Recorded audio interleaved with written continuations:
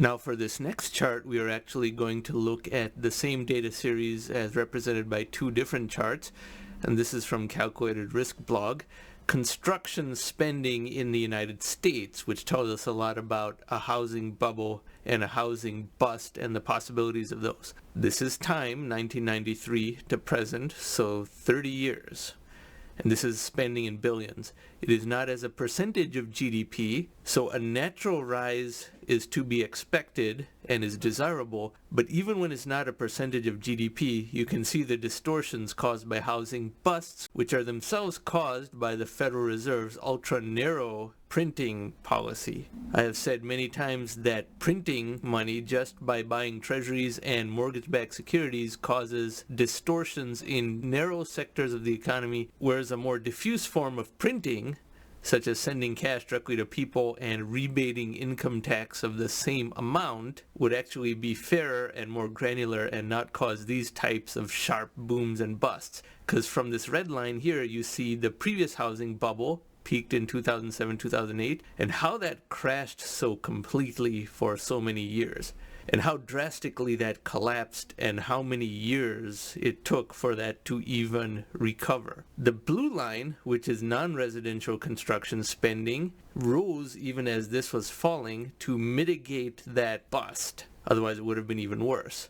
However, non-residential spending cannot always be the substitution. You are just taking out of one pocket and putting in another, and you can create oversupply in all types of real estate then. So what is happening today? We again have excessive residential real estate construction because of the nature of Federal Reserve's printing. The amount of money printing they did was not high, as I say often throughout this channel, but the style of money printing they do causes more problems that do not need to be caused. And this is already correct. This blue line is compensating. Non-residential construction spending is compensating for that. But for how long? For that, we now look at this second chart. This second chart is the same data, but a percentage year-over-year change. So the same red, blue, and gold lines corresponding to residential, non-residential, and public government spending, but as a percentage year-over-year change.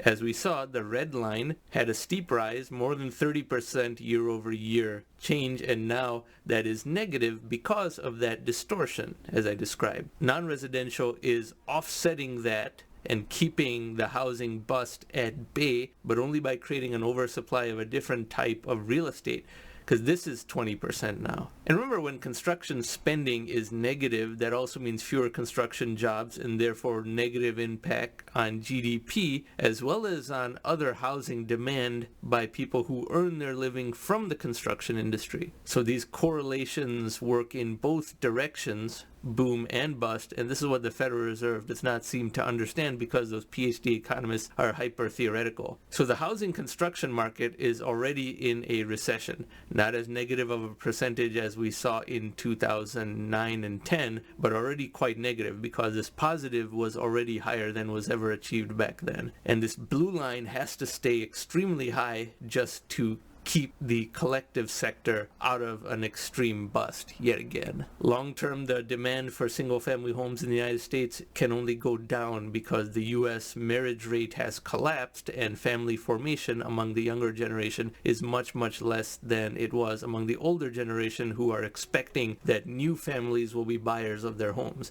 That is not happening because the marriage rate has collapsed in the United States for many, many different reasons. These are all factors to think about, but this chart tells us a lot about what the future may hold for the housing market and for construction as a predictor of the housing market. Thanks for watching.